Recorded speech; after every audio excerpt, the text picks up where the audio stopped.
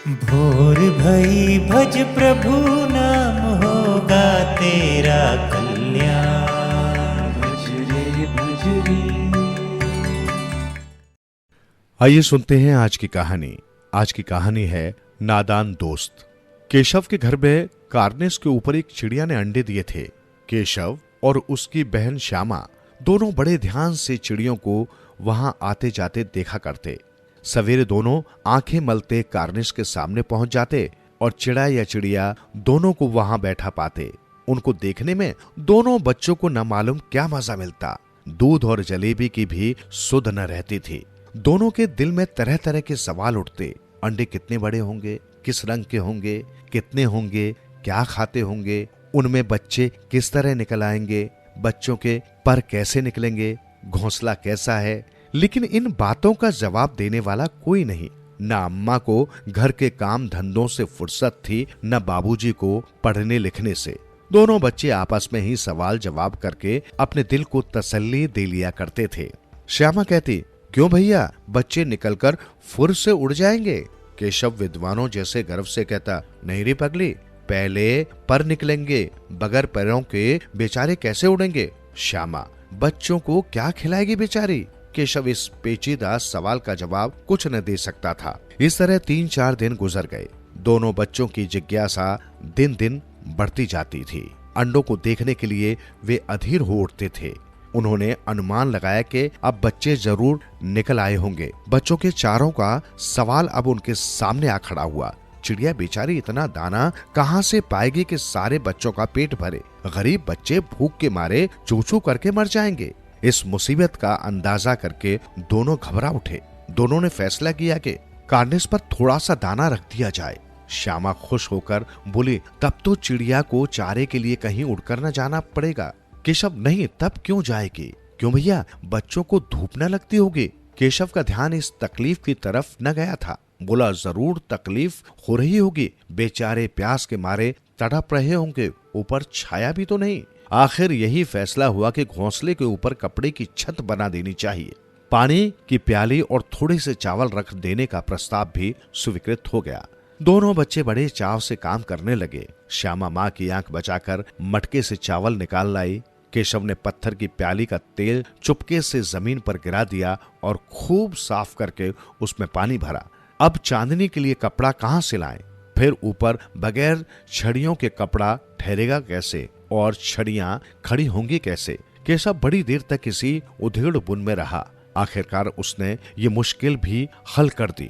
श्यामा से बोला, जाकर कूड़ा फेंकने वाली टोकरी उठा लाओ।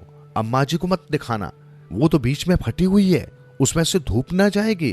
केशव ने झुझलाकर कहा, तू टोकरी तो ला, मैं उसका सुराख बंद करने की कोई हिकमत निकालूंगा।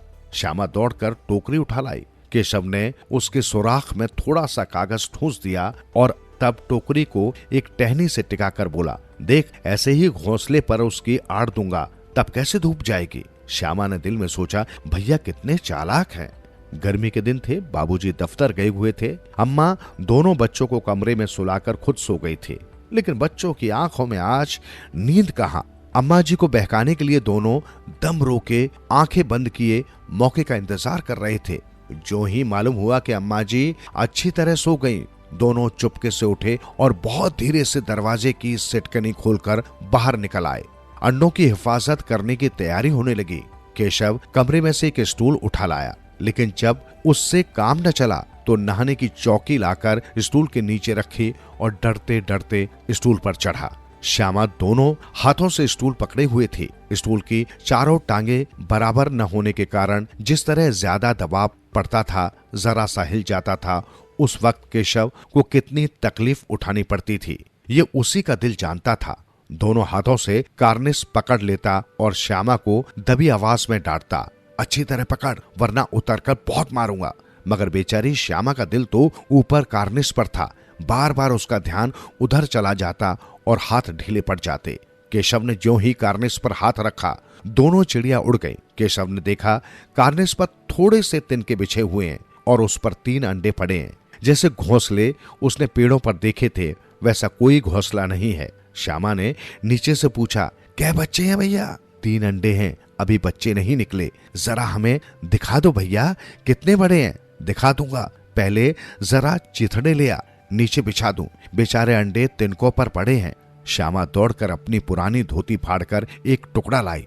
केशव ने झुककर कपड़ा ले लिया, उसकी कई तह करके उसने एक गद्दी बनाई और उसे तिनकों पर बिछाकर तीनों अंडे उस पर धीरे से रख दिए। श्यामा ने फिर कहा, हमको भी दिखा दो भैया। दिखा दूंगा, पहले जरा वो टोकरी दे दे, ऊपर छाया कर दूं। श्यामा ने टोकरी नीचे से थमा दी और बोली, अब तुम उतर आओ, मैं भी तो देखूं। केशव ने टोकरी को एक टहनी से टिकाकर कहा, जा दाना और पानी प्याली ले आ, मैं उतर आऊं तो दिखा दूंगा। श्यामा प्याली और चावल भी लाई। केशव ने टोकरी के नीचे दोनों चीजें रख दी और आहिस्ता से उतर आया। श्यामा ने गिड़गिड़ाकर कहा, अब हमको भी चढ़ा दो भैया, तू गिर पड़ेगी। ना गिरूंगी भैया, तुम नीचे से पकड़े रहना। ना ना भाई, कहीं तू गिर पड़ी तो अम्मा जी मेरी चटनी ही कर डालेंगी, कहेंगी कि तूने ही चढ़ाया था। क्या करेगी देखकर। अब अंडे बड़े आराम से हैं, जब बच्चे निकलेंगे तो उनको पालेंगे। दोनों चिड़िया बार बार कार्निस पर आती और बगैर बैठे ही उठ जाती। केशव ने सोचा, हम लोगों के डर के मारे नहीं बैठती। स्टूल उठाकर कमरे में रखाया, चौकी जहां की थी वहां रख दी। श्यामा ने आंखों में आंसू भरकर कहा, तुमने मुझे नहीं दिखाया, मैं अम्मा जी से कह दूंगी। अम्मा जी से कहोगे तो बहुत मारूंगा, कह देता हूं। तो तुमने मुझे दिखाया क्यों नहीं? और गिर पड़ती तो 4 सिर न हो जाते। हो जाते, देख लेना, मैं कह दूंगी। इतने में कोठरी का दरवाजा खुला और माँ ने धूप से आंखें को बचाते हुए पूछा, तुम दोनों बाहर कब निकल आए? मैंने कहा था ना कि दोपहर को न निकलना। किसने किवाड़ खोला? किवाड़ केशव ने खोला था, लेकिन श्यामा ने माँ से बात नहीं कही। उसे डर लगा कि भैया पिट जाएंगे। केशव दिल में कांप रहा था कि कहीं श्यामा कह न दे। अंडे न दिखाए थे, इससे अब उसको श्यामा पर विश्वास न था। श्यामा सिर्फ मोहब्बत के मारे चुप थी या इस कसूर में हिस्सेदार होने की वजह से, इसका फैसला नहीं किया जा सकता। शायद दोनों ही बातें थी। माँ ने दोनों को डांट डपट कर फिर कमरे में बंद कर दिया और धीरे धीरे उन्हें पंखा झालने लगी। अभी सिर्फ 2 बजे थे, बाहर तेज लू चल रही थी। अब दोनों बच्चों को नींद आ गई थी। 4 बजे यकायक श्यामा की नींद खुली। किवाड़ खुले हुए थे। वो दौड़ी हुई कार्निस के पास आई और ऊपर की तरफ ताकने लगी। टोकरी का पता न था, संयोग से उसकी नजर नीचे गई और वो उल्टे पांव दौड़ती हुई कमरे में जाकर जोर से बोली, भैया अंडे तो नीचे पड़े हैं, बच्चे उड़ गए। केशव घबराकर उठा और दौड़ा हुआ बाहर आया तो क्या देखता है कि तीनों अंडे नीचे टूटे पड़े हैं और उनसे कोई चूने की सी चीज बाहर निकल आई है। पानी की प्याली भी एक तरफ टूटी पड़ी है। उसके चेहरे का रंग उड़ गया। सहमी हुई आंखों से जमीन की तरफ देखने लगा। श्यामा ने पूछा, बच्चे कहाँ उड़ गए भैया?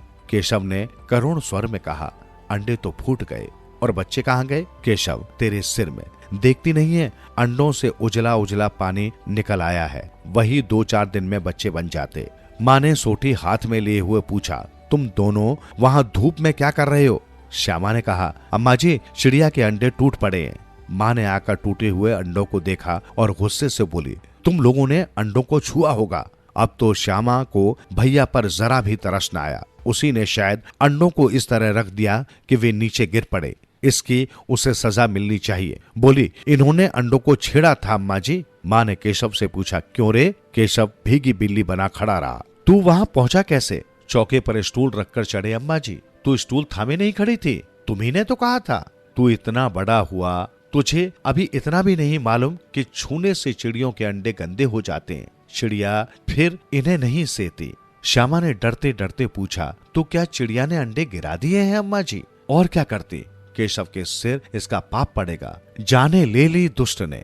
केशव रोनी सूरत बनाकर बोला, मैंने तो सिर्फ अंडों को गद्दी पर रख दिया था अम्मा जी। माँ को हंसी आ गई, मगर केशव को कई दिनों तक अपनी गलती पर अफसोस होता रहा। अंडों की हिफाजत करने के जोश में उसने उनका सत्यानाश कर डाला। इसे याद करके वो कभी कभी रो पड़ता था। दोनों चिड़िया वहां फिर न दिखाई दी। जीवन सुधरेगा, प्राणी होगा